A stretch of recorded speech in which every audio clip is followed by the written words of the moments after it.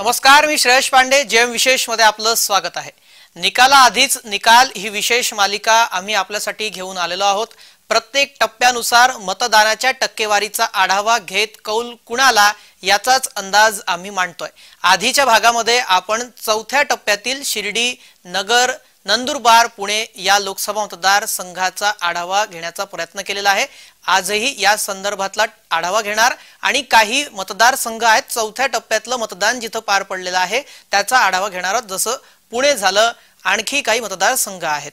प्रत्येक लोकसभा मतदारसंघामध्ये विधानसभा मतदारसंघ आहेत ज्यामध्ये मतदानाची टक्केवारी काय आहे आणि सध्या त्या विधानसभा मतदारसंघात कोण आमदार कोणत्या पक्षाचे आहेत आणि त्या क्षेत्रामध्ये मतदानाची टक्केवारी कुणाच्या फायद्याची ठरतीये किंवा कुणासाठी नुकसानीची ठरतीये याचाच आढावा विश्लेषकांच्या माध्यमातून घेण्याचा प्रयत्न करतोय. तर आजच्या जेम विशेषला सुरुवात करूयात. सर्वात आधी राज्यामध्ये 13 मे रोजी चौथ्या टप्प्यातील मतदान झालं. 11 मतदारसंघात हे मतदान झालं. मतदानाची टक्केवारी काय त्यावर सर्वात आधी नजर टाकूयात. अहमदनगरमध्ये 66.61% मतदान झालं. चौथ्या टप्प्यातील ज्या मतदारसंघामध्ये मतदान झालं त्याची आपण टक्केवारी पाहतोय.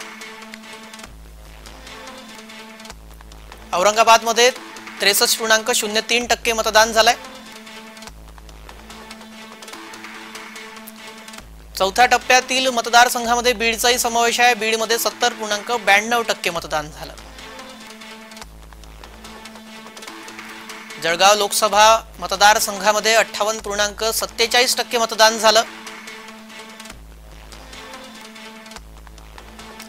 रावेर लोकसभा मतदारसंघात 64.28% मतदान झालंय. जालनामध्ये 69.18% इतकं मतदान झालं. मावळ लोकसभा मतदारसंघात 54.87% मतदान झालंय. नंदुरबार मध्ये 70.68% मतदान झालं. पुण्यामध्ये 53.54% मतदान झालंय. शिर्डीमध्ये 63.03% मतदान झालंय. शिरूरमध्ये 54.16% इतकं मतदान झालं.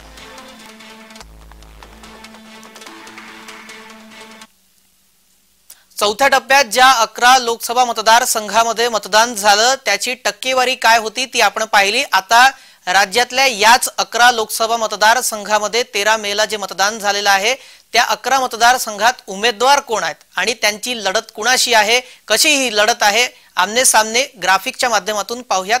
एक नजर टाकूयात. नंदुरबार मध्ये हिना गावित भाजपाच्या उमेदवार तर त्यांच्या विरोधात काँग्रेसचे गोवाल पाडवी. त्यानंतर जळगाव मध्ये भाजपाच्या स्मिता वाघ तर त्यांच्या विरोधात शिवबाठाचे करण पवार. रावेर मध्ये रक्षा खडसे भाजपाचे उमेदवार तर त्यांच्या विरोधामध्ये राष्ट्रपचे श्रीराम पाटील.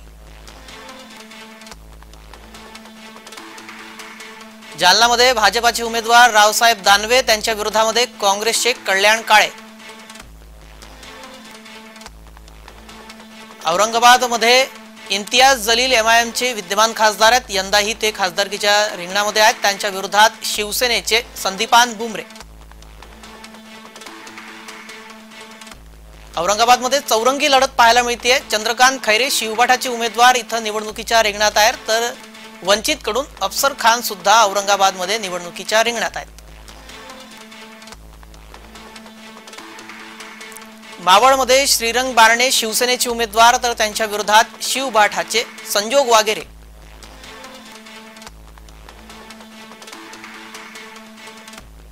पुण्यामध्ये मुरलीधर मोहोळ भाजपाचे उमेदवार त्यांच्या विरोधात काँग्रेसचे रवींद्र धनगेकर.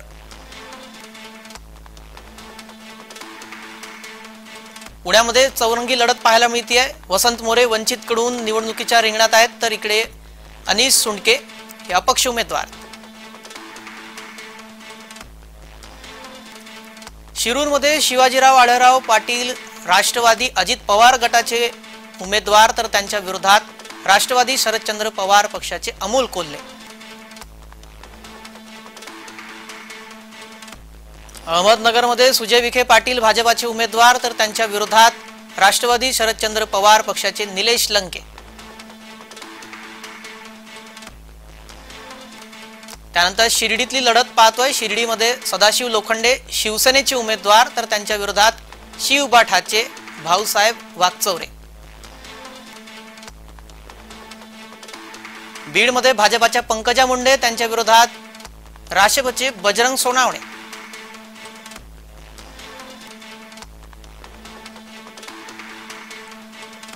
काय आढावा आहे ते घेण्याचा प्रयत्न करूयात, कारण अहमदनगरच्या मनात काय काय इथे मतदानाची टक्केवारी आहे आणि इथे आमदार विधानसभा क्षेत्रानुसार कोण कोण आहेत, कोणत्या पक्षाचे आहेत, त्यावर नजर टाकूयात ग्राफिक्सच्या माध्यमातून।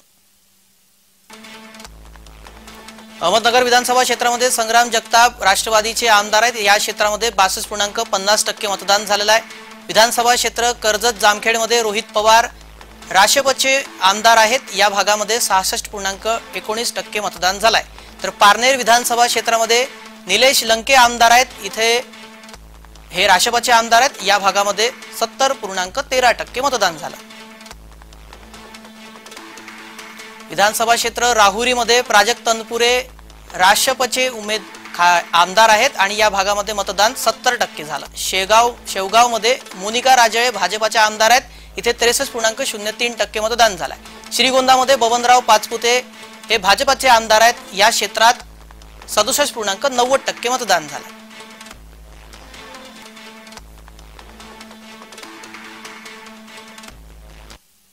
अहमदनगर लोकसभा मतदारसंघाची मतमोजणीची प्रक्रिया ही 4 जून रोजी पार पडणार आहे। महायुतीकडून खासदार सुजय विखे पाटील यांना उमेदवारी जाहीर झाली होती, तसेच महाविकास आघाडीकडून निलेश लंके यांना उमेदवारी जाहीर झाली होती। ही लढत अत्यंत चुरशीची झाली। यामध्ये लंके असतील विखे असतील या दोघांनीही ही लढत एकदम प्रतिष्ठेची केली होती। यावेळी 2019च्या तुलनेमध्ये 2% मतदानामध्ये वाढ झालेली आहे। 2024ला 67% इतकं मतदान झालंय, तर 2019ला 64% इतकं मतदान झालेलं आहे। तसेच पारनेर असेल श्रीगोंदा असेल या दोन्हीही मतदारसंघामध्ये जवळपास 70% इतकं मतदान झालं आणि बाकीचे जे 4 मतदारसंघ आहे या 4 मतदारसंघामध्ये 55 ते 60% अशी सरासरी मतदान झालेलं आहे। आता नेमकं मतदार राजा कोणाच्या पदरामध्ये कौल पाडतोय, विजयाची माळ घालतोय, हे पाहणं अत्यंत महत्त्वाचं ठरणार आहे। स्वप्नील दोरगे, जय महाराष्ट्र न्यूज, अहमदनगर। अहमदनगर लोकसभा मतदारसंघामध्ये जे विधानसभा मतदारसंघ येतात तिथल्या मतदानाच्या टक्केवारीचा आढावा आपण घेतला। टक्केवारीनुसार कोण अहमदनगरमध्ये विजयी होऊ शकतो याबाबत राजकीय विश्लेषकांचं काय मत आहे पाहूयात। अहमदनगर दक्षिण लोकसभा मतदारसंघात 2024 मध्ये 66% मतदान झालेलं आहे। नक्कीच मागच्या 2019 पेक्षा 2% यावेळेस मतदानाचा टक्का वाढलेला आहे आणि एवढ्या कमी प्रमाणात मतदानाचा टक्का वाढल्यामुळे सांगणं कठीण आहे की फायदा कोणाला होईल, आघाडीचे उमेदवाराला होईल का सत्ताधाऱ्यांना होईल, हे सांगणं फार कठीण आहे। अहमदनगर मतदारसंघातले जे तालुक्यामध्ये श्रीगोंदा व पारनेर मध्ये सर्वात जास्त 70% मतदान झालेलं आहे व इतर मतदारसंघात सर्व कॉमन म्हणजे आपण एव्हरेज म्हणू शकतो 55 ते 60 दरम्यान मतदान झालेलं आहे आणि हे वाढलेल्या 2% उत्सुकतासाठी लोकांना 4 तारखेची वाट अवश्य बघावं लागेल।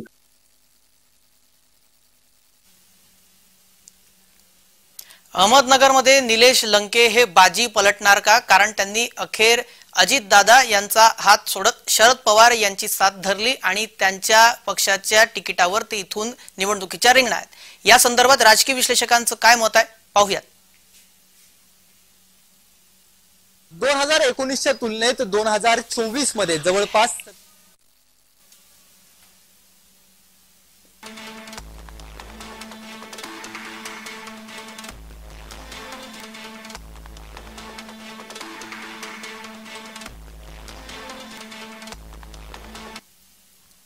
अहमदनगर लोकसभा मतदारसंघामध्ये निलेश लंके हे बाजी बदलणार का, कारण त्यांनी ऐन वेळेवर राष्ट्रवादीतून राष्ट्रपमध्ये प्रवेश न करत थेट त्यांना उमेदवारी जाहीर करण्यात आली आणि ते इथून राष्ट्रपच्या चिन्हावर लढत आहेत। त्यामुळे ते इथं काय बाजी बदलतील या संदर्भात राजकीय विश्लेषकांचं काय मत आहे पाहूया। एकनाथ शिंदेच्या शिवसेनेचा केडर किंवा मतदार त्या मतदारसंघात फारसा नाही। दुसरी गोष्ट, अजितदादाला मानणारा एक वर्ग होता आहे परंतु अजितदादाची कर्जत आणि पारनेर मधली जी भाषणं आहेत, ही दमबाजी जी भाषणं, ती मतदारांना भावलेली नाही. त्याचा निगेटिव्ह परिणाम झालेला आहे आणि तो निगेटिव्ह परिणाम मतपत्रिकेत येणार. अशा कितीतरी गोष्टी आहेत की ज्या गोष्टी लंकेंकडे काही नसताना त्यांच्या प्लस मध्ये गेलेल्या आहेत आणि विखेंकडे पूर्ण यंत्रणा, बाकीची सगळी साधन सामुग्री असताना सुद्धा त्यांच्या विरोधात मतदान केलेलं आहे. आणि हा जर एकूणच सगळा हे पाहता ही निवडणूक विखेंना जड आणि लंकेंना अनपेक्षितपणे पुढे नेणारी किंवा धक्का देणारी ही निवडणूक दिसते. आता पुण्याचा आढावा घेऊया. पुण्याच्या मतदानाची टक्केवारी काय आहे, कारण विधानसभा क्षेत्रामध्ये इथे मतदानाची टक्केवारी काय सांगते आणि तिथे विद्यमान आमदार कोण आहेत, कोणत्या पक्षाचे आहेत, त्यावर एक नजर टाकूयात ग्राफिकच्या माध्यमातून. कसबा पेठ विधानसभा मध्ये रवींद्र धंगेकर आमदार आहेत, काँग्रेसचे आमदार आहेत. या क्षेत्रामध्ये मतदानाची टक्केवारी पाहिली तर 59.24% मतदान इथं झालंय. कोथरूड विधानसभा क्षेत्रात चंद्रकांत पाटील भाजपाचे आमदार आहेत, इथे 52.43% मतदान झालंय. पर्वती विधानसभा क्षेत्रामध्ये माधुरी मिसाळ भाजपाच्या आमदार आहेत, इथे 55.47% मतदान या क्षेत्रात झालंय. पुणे कॅन्टोन्मेंट विधानसभा क्षेत्रामध्ये सुनील कांबळे आमदार आहेत, भाजपाचे आमदार आहेत आणि या क्षेत्रामध्ये मतदानाची टक्केवारी पाहिली तर 53.13% मतदान इथं झालं. विधानसभा क्षेत्र शिवाजीनगरमध्ये सिद्धार्थ शिरोळे भाजपाचे आमदार आहेत, इथे 50.67% मतदान झालंय. वडगाव शेरी विधानसभा क्षेत्रात सुनील टिंगरे राष्ट्रवादी अजित पवार गटाचे आमदार आहेत, इथे 51.71% मतदान झालंय.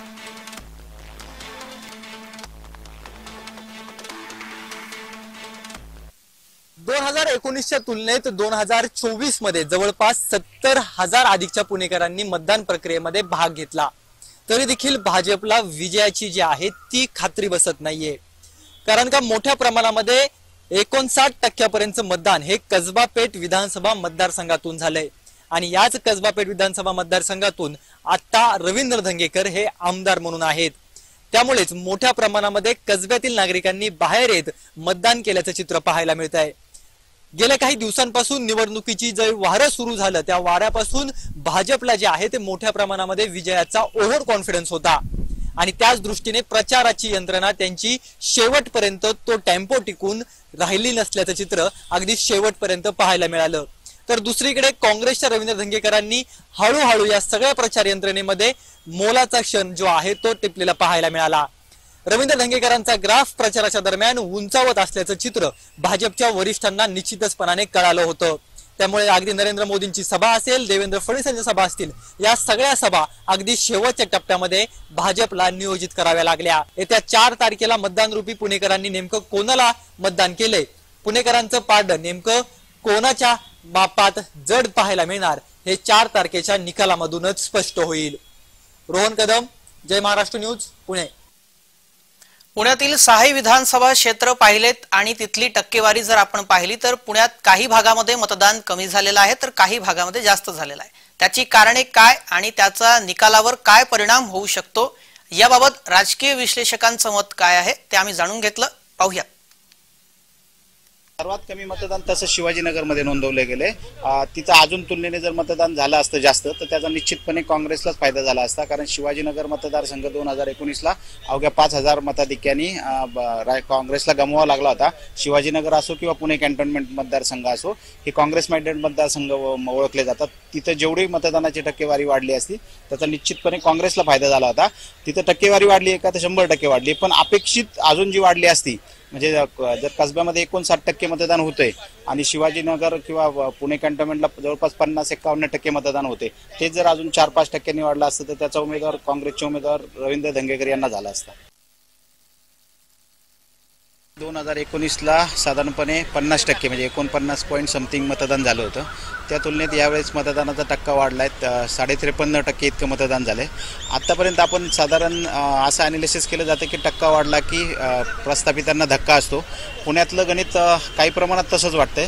साधारणपणे पुणे लोकसभा मतदारसंघात 6 विधानसभा मतदारसंघ येतात, त्यातला कोथरूड, कसबा आणि पर्वतीचा अपवाद वगळता बाकीचे तीनही मतदारसंघ आहेत ते 50% खालीच मतदान व्हायचं. 2019ची आकडेवारी सुद्धा हेच सांगते आता. आणि हे जे मी 3 मतदारसंघांची नावं घेतले की कोथरूड, कसबा आणि पर्वती हे भाजप माइंडेड मतदारसंघ होते, तर वडगाव शहरी, पुणे कॅन्टोन्मेंट आणि शिवाजीनगर हे काँग्रेस, राष्ट्रवादी काँग्रेस माइंडेड मतदारसंघ होते. या तीनही विधानसभा मतदारसंघात मतदानाची टक्केवारी 50% कमी होती. आता ह्या सर्वच विधानसभा मतदारसंघात जवळपास 50% आधी मतदान झाले. त्यातल्या त्यात सर्वाधिक मतदान कसबा मतदारसंघात 60% इतकं मतदान झाले आणि कोथरूड मतदारसंघात जवळपास 55% इतकं मतदान झाले. तर ही आकडेवारी हे सांगते जी मी 3 मतदारसंघ जे काँग्रेस माइंडेड आहे तिथं मतदानाची टक्केवारी वाढली, तर कुठंतरी ज्या काँग्रेसच्या उमेदवारांना त्याचा काही प्रमाणात फायदा होऊ शकतो. कारण पुणेकरांनी कौल कुणाला दिला हे निकालांती स्पष्ट होणार आहे, पण त्याआधी मतदानाच्या टक्केवारीनुसार काय विजयाचा अंदाज आहे, राजकीय विश्लेषकांना काय वाटते पाहूयात. पुणे लोकसभा मतदारसंघाचं गणित बघितलं तर आपण विधानसभेचे जे 6 मतदारसंघ येतात त्याच्यात कसबा वगळता जे रवींद्र धंगेकर स्वतः आमदार आहेत तिथं काँग्रेसचे उमेदवार, बाकी सर्व मतदारसंघात महायुतीचे आमदार आहेत.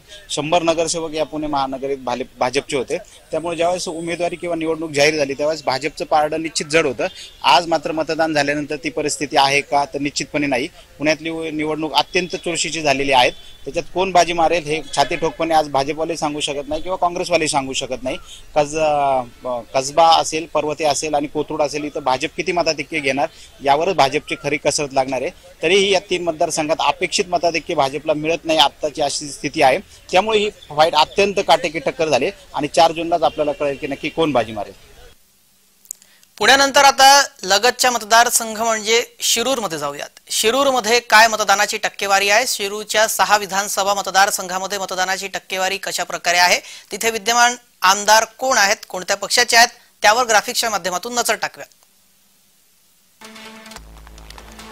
आंबेगाव विधानसभा क्षेत्रामध्ये दिलीप वळसे पाटील आमदार आहेत, राष्ट्रपचे आमदार आहेत. या मतदारसंघामध्ये 62.95% मतदान झालंय. भोसरी विधानसभा क्षेत्रामध्ये महेश लांडगे भाजपाचे आमदार आहेत, इथे 49.41% मतदान झालंय. हडपसर विधानसभा क्षेत्रात चेतन तुपे राष्ट्रवादी अजित पवार गटाचे आमदार आहेत. या मतदारसंघामध्ये 47.71% मतदान झालंय. जुन्नर विधानसभा क्षेत्रात अतुल बेनके आमदार आहेत, राष्ट्रवादीचे आमदार आहेत. या क्षेत्रात 58.16% मतदान झालंय. खेड आळंदी विधानसभा क्षेत्रात दिलीप मोहिते आमदार आहेत, राष्ट्रवादीचे आमदार आहेत. 57.76% मतदानाची टक्केवारी इथे आहे. शिरूर विधानसभा क्षेत्रामध्ये अशोक पवार राष्ट्रवादी अजित पवार गटाचे आमदार आहेत. या विधानसभा क्षेत्रामध्ये 56.91% मतदान झालंय.